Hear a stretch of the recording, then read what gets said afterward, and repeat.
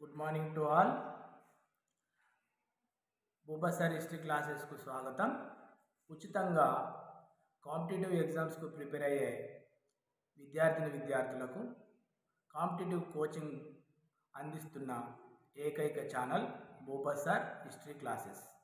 ఈ భూపసార్ history classes అనేటువంటి ఛానల్ను సబ్స్క్రైబ్ చేసుకోండి, షేర్ చేయండి.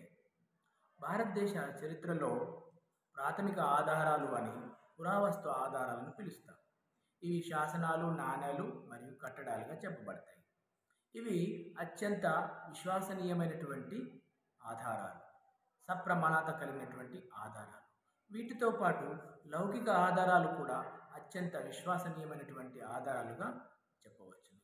ఈ శాసనాలలో మనకు అత్యంత ముఖ్యమైనటువంటి కొన్ని శాసనాలను చూద్దాం. ముఖ్యంగా ఫస్ట్గా మనము ఈ యొక్క అలహాబాద్ శాసనం, హరిసేనుడు వేయించినటువంటి అలహాబాద్ శాసనం. అదేవిధంగా రుద్రదామన వేయించినటువంటి జూనాగఢ్ శాసనం, మరియు కారావేలుడు వేయించినటువంటి హాతిగుంప శాసనం. అదేవిధంగా గౌతమి వాలశ్రీ వేయించినటువంటి నాసిక్ శాసనం, వీర పురుష దత్తుడు వేయించినటువంటి నాగార్జునకొండ శాసనం. అదే కాకుండా అనేక శాసనాలు మనకు ఆనాటి చరిత్రను శాస్త్రీయంగా ఉన్నట్లుగా తెలియజేస్తాయి. మరియు లౌకిక గ్రంథాలలో మనకు కల్హనుడు రచించినటువంటి రాజతరంగిణి, మరియు కౌటిల్యుడు రచించినటువంటి అర్థశాస్త్రం, విశాఖదత్తుడు రచించినటువంటి ముద్ర రాక్షసం, ఆర్యభట్ట రచించినటువంటి ఆర్యభట్టీయము, సుశ్రుతుడు రచించినటువంటి సుశ్రుత సంహిత, వాగ్భటుడు రచించినటువంటి అష్టాంగ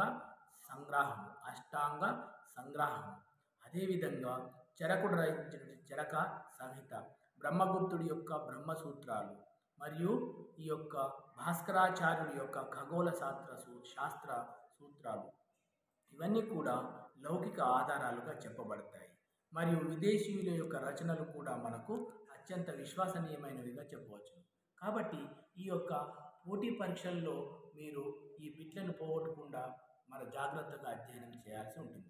కాబట్టి మీరందరూ చేయాల్సింది ఏమిటంటే ఈ యొక్క ఉచితంగా అందిస్తున్నటువంటి ఈ యొక్క యూట్యూబ్ ఛానల్ను సబ్స్క్రైబ్ చేసుకోండి. భూపసార్ హిస్టరీ క్లాసెస్ అనేటువంటి యూట్యూబ్ ఛానల్ని సబ్స్క్రైబ్ చేసుకోండి, షేర్ చేయండి. Thank you one and all.